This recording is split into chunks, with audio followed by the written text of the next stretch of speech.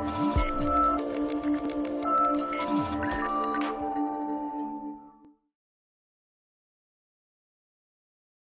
everyone, Kyle Cooper here with the Financial Strategies Group. We are continuing our personal life cycle series today, and I am blessed to be joined by Amy and Casey Vincent.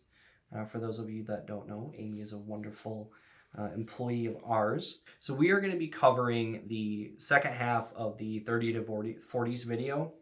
And actually, this is actually kind of interesting because we had actually met. When was our first meeting? Was it after, like a year after you got hired? I think so. It was probably something like that. Yeah, almost a year. Almost a year. What took you so long? It's a good question.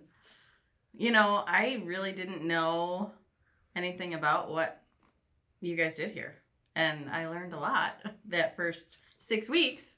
But I think just basically wondering, you know, what situation we were in and if we were doing it right. It was kind of like, I guess we should sit down with somebody.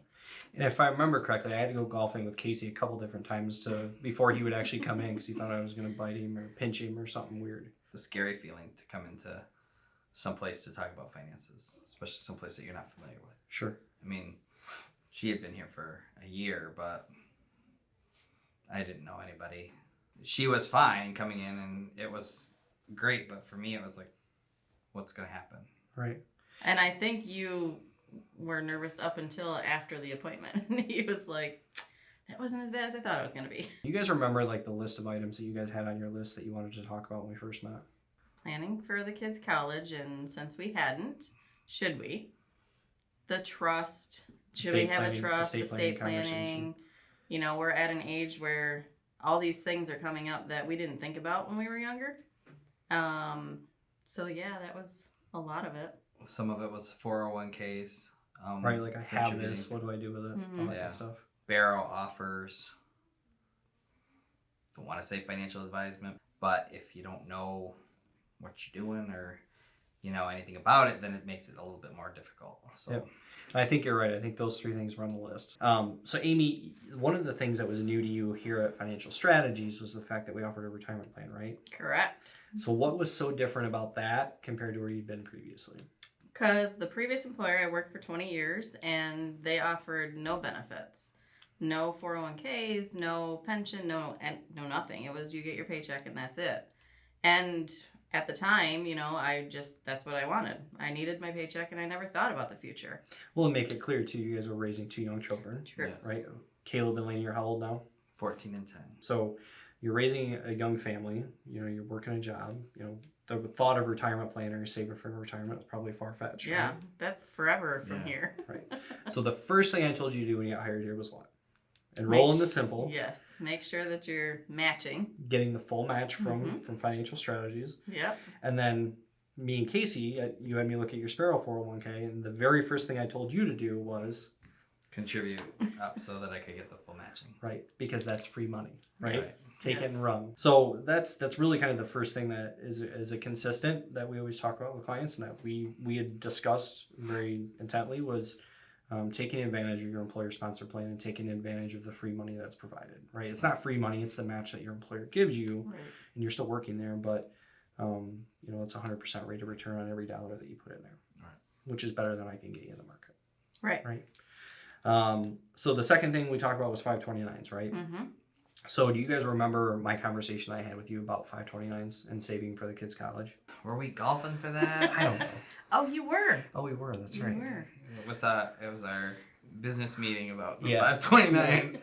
So the biggest thing with 529s, and this always happens with individuals who have young children, is, you know, I got to save for kids' college. I got to do this. I got to do that. And as parents, you always put your children first. But the thing that I told you guys back then, and it's still true today, which is you can always borrow to pay for college, but you can't borrow to pay for your retirement. Right. So it gets to a certain point based on, you know, the capabilities of the finances in the household where you have to kind of put yourselves first, right? Mhm. When you guys came to me and asked about estate planning, what were the big concerns that you guys had? What happens as far as the kids go, you know, We want to make sure the kids were taken care of. financially, and what happens to basically everything, all of our assets, everything. So that's what we were wondering. Is it time to do estate planning and trust and that kind of stuff. And at that point, I think I remember specifically saying we need to make sure we have beneficiaries on everything. Yes. Right. And as far as estate planning goes, there are restrictions as far as assets and Right. wealth and Right. being able to, is a trust and everything justified. But the biggest thing that we talked about was making sure that we have beneficiary designations across the board to make sure the kids are taken care of and make sure that assets, we're going to avoid probate and things like that. Mm-hmm. So what are some of the key takeaways that, maybe I wish I would have done this sooner? What are some of the positive outcomes that have come from that? I think for me, one of the fears that I had was the contributing to my 401k. I've been told previous times over and over to contribute, and all you can think about when you're raising a family is, what's that 1%, 2%? What am I going to miss out of that? What's not going to happen? And to try and balance that with paying bills and making sure that everything is taken care of, it's a scary thing to do. Sure. And you need somebody to reassure you that it's going to be fine if you contribute this little bit of to your 401k. Did you miss it?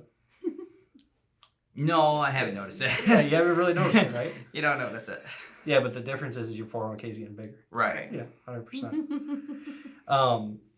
It's kind of funny, but I always tell people this, when it comes to our generation, there's a lot more personal responsibility. There's a lot of things that you have to go through and that you have to juggle through, and a lot of decisions that you have to make. And ultimately, it was a stress-free endeavor. It's like working out, right? Like you fear it before you actually go do it, and then once you do it, it's like, well, that wasn't so bad, right? Wow. Well, I appreciate you guys coming in and sharing your experience. Thank you. I hope it's Thank you. beneficial for everybody out there.